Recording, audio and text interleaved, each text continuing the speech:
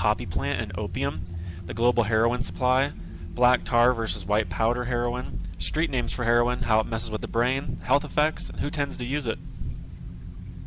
First, let's talk about where opium and heroin comes from, the poppy plant. The poppy plant is short for its scientific name of Papaver somniferum. This is an annual herb, grows anywhere from 2 to 5 feet tall, and after 3 months after being planted, it grows and develops 4 to 8 very large, pretty petals, usually white, purplish, pink, violet, bluish, or red in color. Once the petals fall off, the seed pod becomes exposed. While the seed pod is still unripened, farmers take a curved knife and slice shallow, vertical cuts into the pod, and then a milky sap oozes out. Ew.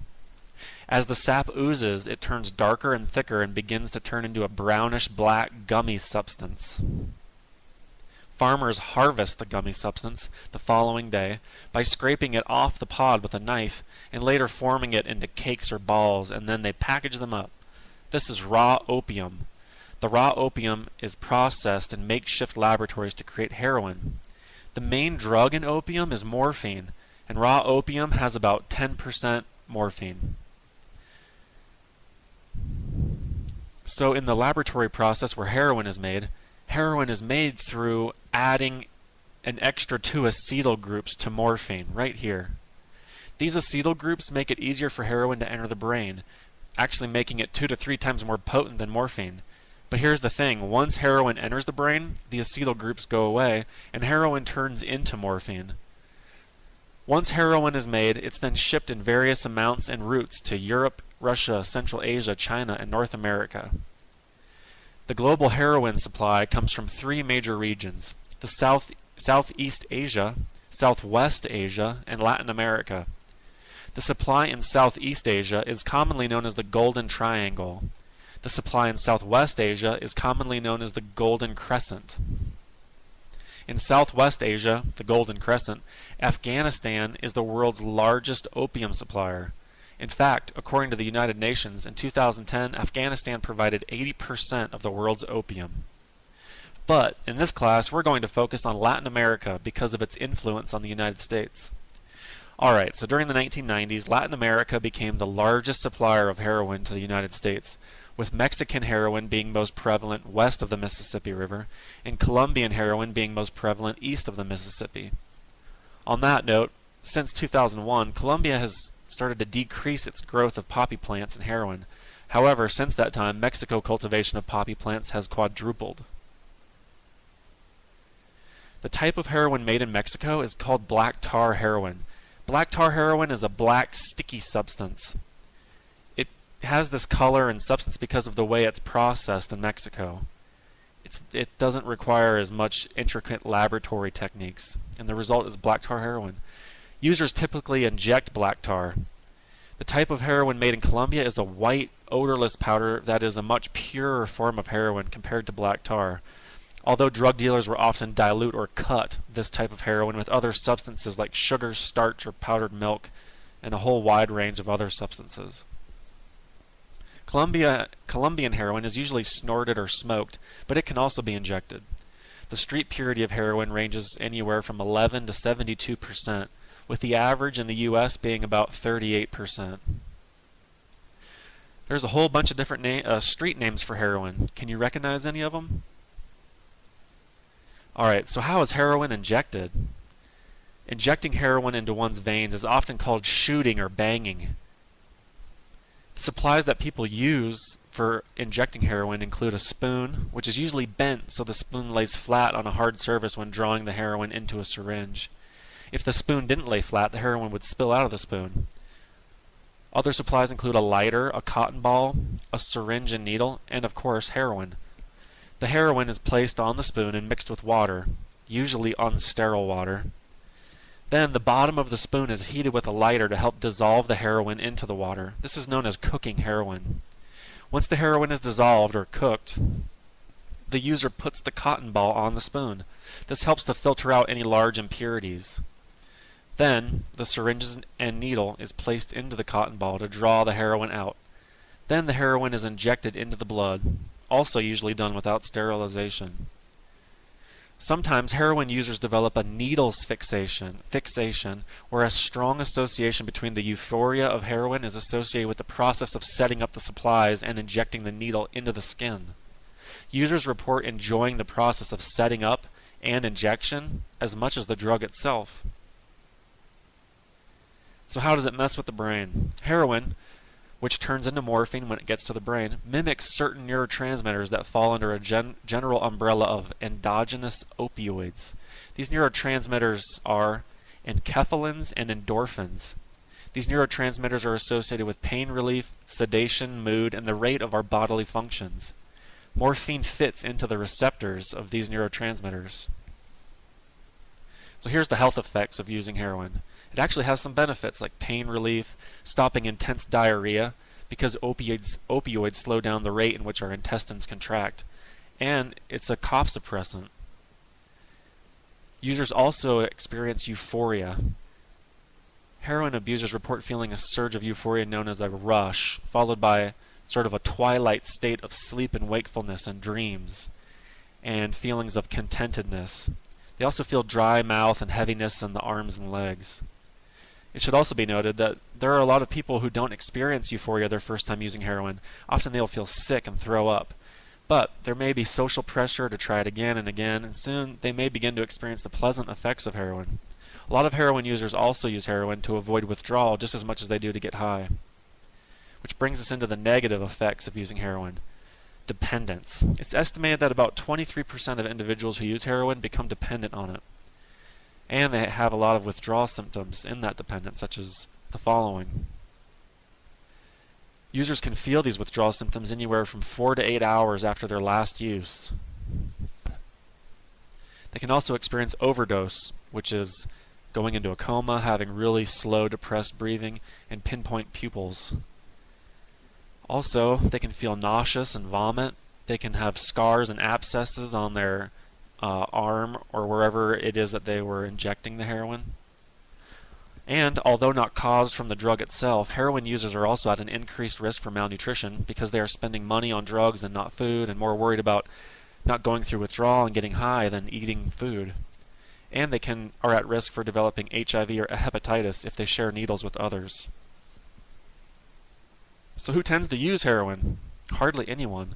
In 2012, a national study showed that 0.1% of people currently use heroin. In conclusion, heroin comes from morphine, which comes from opium, which comes from the poppy plant. There are 3 major producers of heroin in the world, with Mexico and Colombia being the biggest producers for the US. Heroin has several negative health effects.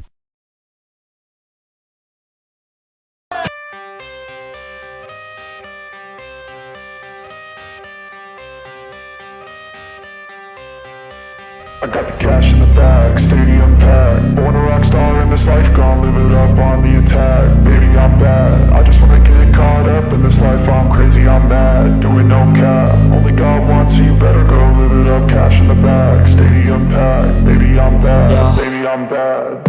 I just wanna stay bad, stay mad. Chip on my shoulder cause they treat me like an outcast. I ain't gonna take that, stay back. I'll be swinging hard till the hits come in all caps. I ain't gonna lay back, pray that someone's gonna help me. Ain't nobody like that. I ain't gonna wait, that's all fact. Give me one shot and I'll never get the throne back. I'm sick of being cautious, I'ma go cause something, can't stop this. I'ma steal everybody's lane, call it shoplift. Sick of hearing everyone. Though it's still being used, Rohypnol is kinda hard to find. These days, the drugs being slipped into your glass of bubbly are primarily GHB, or liquid ecstasy, zolpidem, scopolamine, and a few lesser-known benzodiazepines. Once the substance is ingested through the mouth, it is digested and absorbed in the gastrointestinal tract, passes through the liver and is carried to the brain through the circulatory system. The drug is then carried through the circulatory system to the cells. Most absorption occurs within 5 to 30 minutes, but is not completed for up to 6 to 8 hours. The molecular structure is similar to that of neurotransmitters, and it basically takes on the action of the naturally occurring gamma-aminobutyric acid, which stimulates sedation, relaxation, drowsiness, and depression. Combined with alcohol, though, the drug has an additive or synergistic effect, which basically means 2 or more drugs combine to produce an effect greater than the effect of either drug taken alone. Once in the system, the drug mimics the action of a neurotransmitter. An activator occupies the receptor to prevent the neurotransmitter from activating. activating it, which long story short affects the brain's ability to receive, process and respond to information by carrying impulses, which in turn affects your sensory nerves and motor nerves, which is why you end up falling down like a fool. Okay, that makes sense, but we still wanted to see firsthand what a roofie trip looks like. So we conned Corinne and Lee into taking some.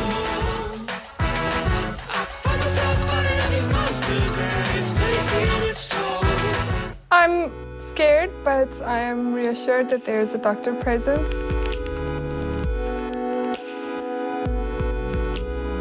I'm pretty sure we're gonna live through the night. Corinne's definitely gonna fall asleep, and I might as well. I'm gonna try not to, though. Am I alive? You're alive.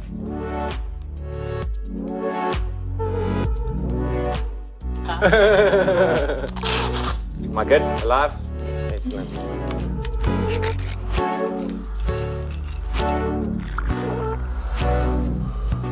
If I wasn't paying that much attention, I wouldn't see it. I wouldn't see that. I can't see it Really? now. Yeah. I just want to do a shout out and say, do you feel high yet? Do you feel different yet? No. How do you feel? How do you feel, Corinne? I feel fine for now.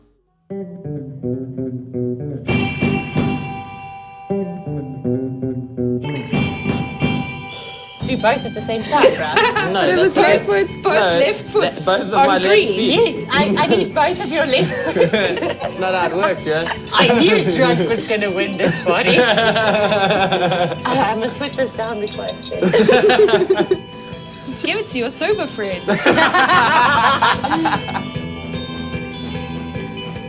That's the right foot now. Oh, that's Masoni.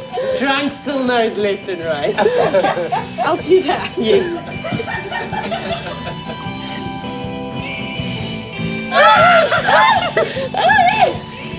Let's move I this think we've along. ascertained we can play Twister at this level of intoxication.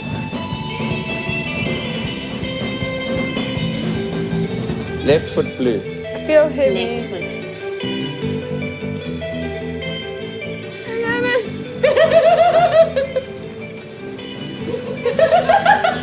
That's all I can do. You might be slightly motor impaired, but I don't think rape is on the cards I think Yeah. you guys think I'm doing okay. I'm like not interested in your bullshit right now because I don't feel right. But you seem fucking fine. yet. I'm fine. Why? I don't know, maybe the second pill didn't dose me as hard as I thought it would.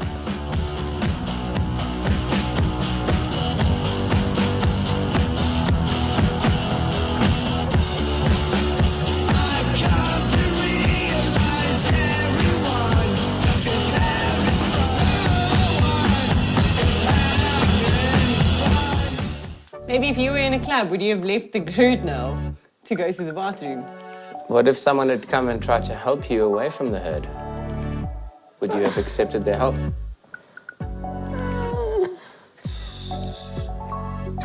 Don't ask questions. I think I need to go have a bomb for real. Did you have a vom? Yeah. So the roofie's probably out of his system now.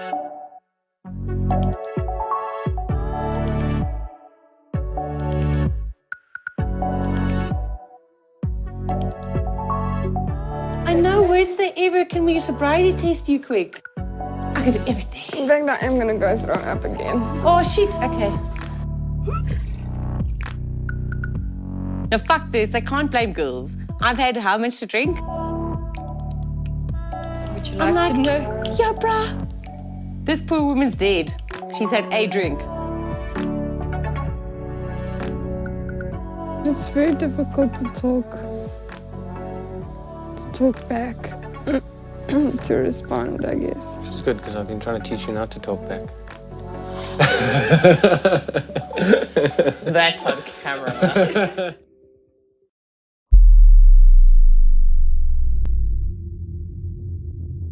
BEF 042. And what you were just saying about, for instance, calling Detective Terry and stuff. Yeah, I mean, if me and Kurt got into a divorce and it came down to a custody battle, I'd win in a second. He wouldn't even put up a fight because obviously his child doesn't mean enough to him to stay in the rehab. BEF 065. And maybe the responsibility of being a father and a husband are things that he needs to work on. If he wants to separate and that's going to make him happy, I mean, hell, this year alone, we don't even need to separate. He's supposed to do, Lollapalooza for 4 months of the year, and I'm supposed to be touring 9 months of the year. So this is our first year that we're actually going to be separated for any length of time. BEF 198. How much do you want to give me as a retainer? How much would you like? I'm going to be here all week, so why don't we start out with what you did times 3. Okay. And then, or times 4. And then we can go on from there. Okay. I mean, money's not a problem. 4, 5, I mean, money is a problem. I mean, if we Yeah, get a divorce and I don't have my publishing deal, money will be a problem, but that's not going to happen for quite some time.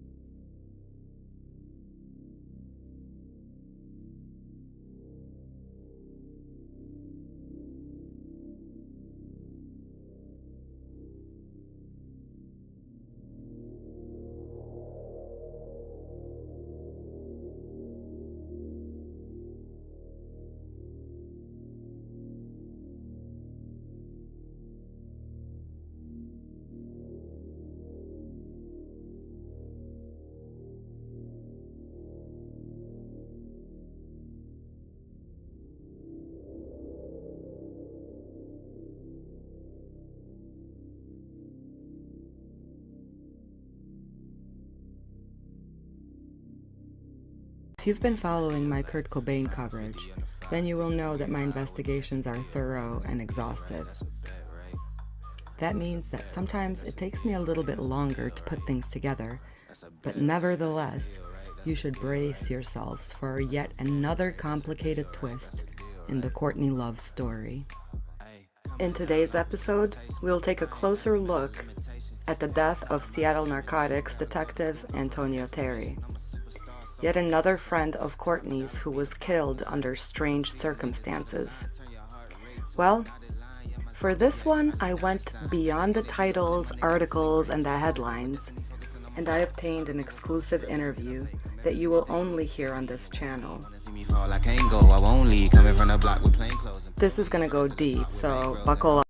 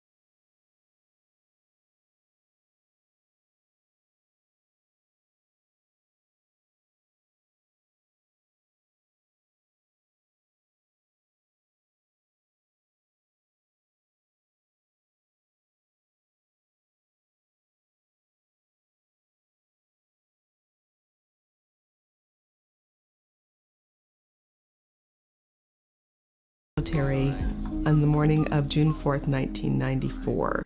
He was just returning to the South Precinct from a buy bust downtown and ran into a guy jumping in front of cars off the Swift Albro exit. Antonio pulled ahead of a car on the side and walked back towards them to see what was going on.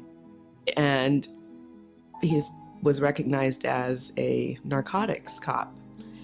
And as he heard someone say he's a cop, he started to return to his vehicle and as a result was shot in the back.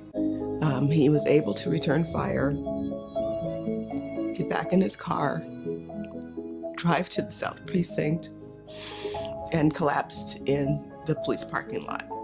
Buzzy Katzer was actually the first officer that got to him. And he didn't know who he was initially because Antonio was in plain clothes. He was driving a plain car, wasn't a police vehicle. And he said, "Buzzy, I'm hit." And then everything happened. Next thing I know, in the early hours of the morning, I got a knock at my door. And my world was just turned upside down.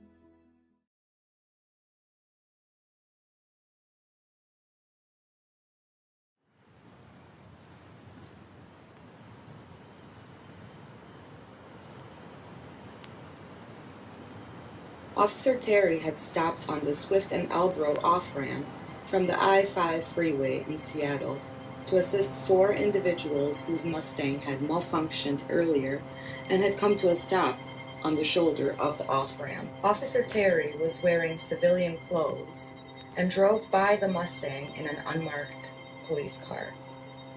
Quentin Irvin then jumped out in front of Terry's car, and what happens next in the story has been sharply disputed.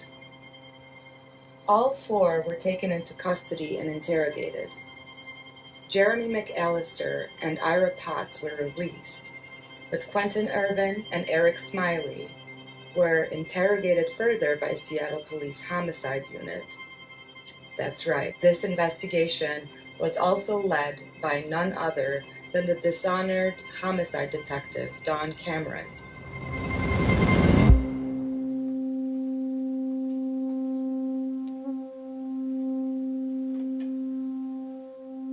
Irvin and Smiley's joint trial began in November of 1995 and lasted more than 3 months. There were 86 witnesses who testified that Irvin jumped out in front of Terry's vehicle, flagging him down, and that Terry stepped to the back of his car with his gun in his hand. Irvin and Terry began arguing. Ira Potts testified he saw Irvin pull a gun from his waistband and then heard gunshots. Irvin then ran to Potts and Smiley, who were hiding behind the Mustang, yelling that he got shot.